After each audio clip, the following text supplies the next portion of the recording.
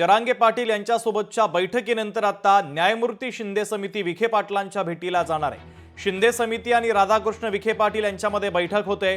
शिंदे समितीचं शिष्टमंडळ आता विखे पाटलांच्या निवासस्थानी दाखल झालेले आहेत। राधाकृष्ण विखे पाटील हे उपसमितीचे अध्यक्ष आहेत। मराठा आरक्षणाच्या संदर्भातील उपसमितीचे ते अध्यक्ष आहेत आणि त्यांच्यासोबत आता शिंदे समिती चर्चा करणार आहे। तर विखे पाटलांच्या निवासस्थानी शिंदे समिती दाखल झालेली आहेत।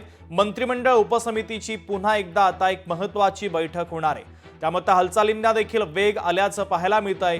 काय निर्णय होतो हे पाहणं देखील तितकंच महत्त्वाचं असेल।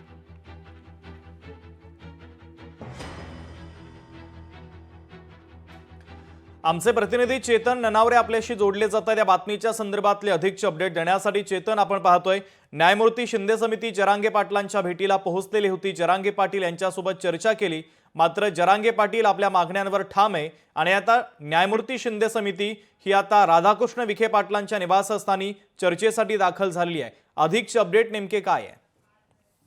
निश्चित शुभम, मंत्रिमंडळ उपसमितीची नेमण्यात आलेली होती। त्याचे अध्यक्ष म्हणून सध्या मंत्री राधाकृष्ण विखे पाटील काम पाहत आहेत आणि त्यांनाच एकंदरीत त्यांच्यासोबत झालेल्या उपसमितीसोबत झालेल्या चर्चेचा सगळा मजकूर आणि मुद्दा घेऊन ही शिंदे समिती जरांगे पाटील यांच्यासोबत चर्चेला गेलेली होती। मात्र आता ही चर्चा निष्फळ ठरल्यानंतर पुन्हा आता दुसरी बैठक आहे ती शिंदे समिती आणि राधाकृष्ण विखे पाटील यांच्यामध्ये सुरू झालेली आहे।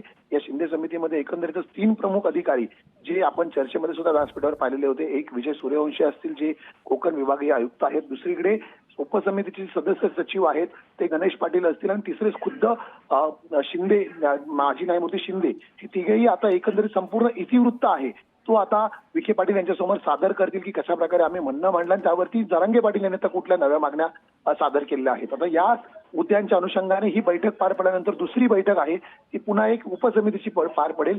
या उपसमितीच्या बैठकीमध्ये पुन्हा एकदा जे उपसमितीचे सदस्य होते सकाळी, जे मंत्री शिवेंद्रराजे भोसले असतील, गिरीश महाजन असतील, दादा भुसे असतील, मकरंद पाटील असतील, ही सर्व मंडळींची आणखी एक चर्चेची फेरी आता थोड्याच वेळामध्ये पुन्हा सुरुवात होईल। दरम्यान शिंदे समिती आणि विखे पाटील यांच्या बैठकीमध्ये तरी आता कुठला तोडगा निघतोय का आणि त्यानंतर होणाऱ्या उपसमितीच्या बैठकीमध्ये काय निर्णय घेतला जातोय याकडे आपलं लक्ष असेल। शुभम।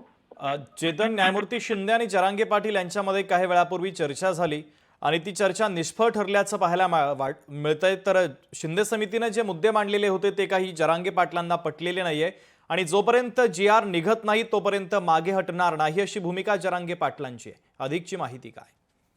निश्चितच, कारण ज्या प्रकारची भूमिका आता जरांगे पाटील यांनी घेतलेला आहे की हैदराबाद गॅजेट असेल, मुंबई गॅजेट असेल, यांना तुम्ही या ठिकाणी बोलवा आणि उद्यापासूनच प्रमाणपत्र वितरित करण्यास सुरुवात करण्यासाठीचा GR सुद्धा आज जाहीर करा, तोपर्यंत आम्ही मागे हटणार नाही अशी भूमिका घेतलेली आहे। त्यामुळे आता या संदर्भात काही सुवर्ण मध्य काढता येईल का याचा प्रयत्न सरकारकडून सुरू आहे। तुर्तास तरी मुख्यमंत्री देवेंद्र फडणवीस यांनी स्पष्टपणे सांगितलेलं आहे की जरांगे पाटील यांच्यासोबत ज्या उपसमितीला मंत्रिमंडळाचे संपूर्ण अधिकार दिलेले आहेत ती उपसमितीच चर्चा करेल आणि त्याबाबतचा तोडगा काढेल।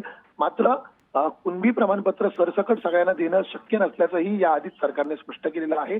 परिणामी ज्यांच्या नोंदी असतील मग त्यामध्ये फक्त कुणबी नोंद असेल, मराठा कुणबी नोंद असेल किंवा कुणबी मराठा नोंद असेल, अशा तिन्हींपैकी ज्या नोंदी असतील त्यांना प्रमाणपत्र देण्याची संपूर्ण प्रक्रिया या आधी स्पष्ट करण्यात आली आणि किती प्रमाणपत्र वाटप झालं याची संपूर्ण माहिती सुद्धा या शिंदे समितीने जरांगेंना दिलेली होती।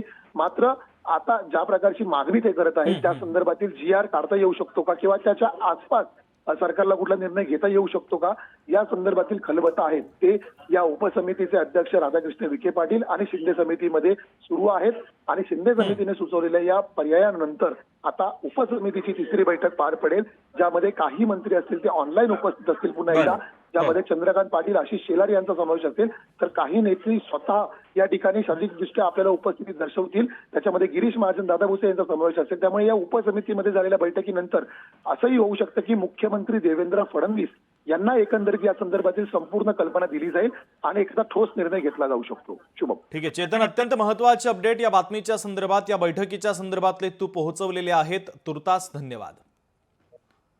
तर आता पुन्हा एकदा मंत्रिमंडळ उपसमितीची ही बैठक होणार आहे। या बैठकीत तरी आता तोडगा निघतो का हे पाहणं तितकंच महत्त्वाचं असेल। राधाकृष्ण विखे पाटील यांच्यासोबत आता न्यायमूर्ती शिंदे समिती चर्चा करते आहे आणि या न्यायमूर्ती शिंदे समितीच्या बैठकीनंतर मंत्रिमंडळ उपसमितीची बैठक होणार आहे।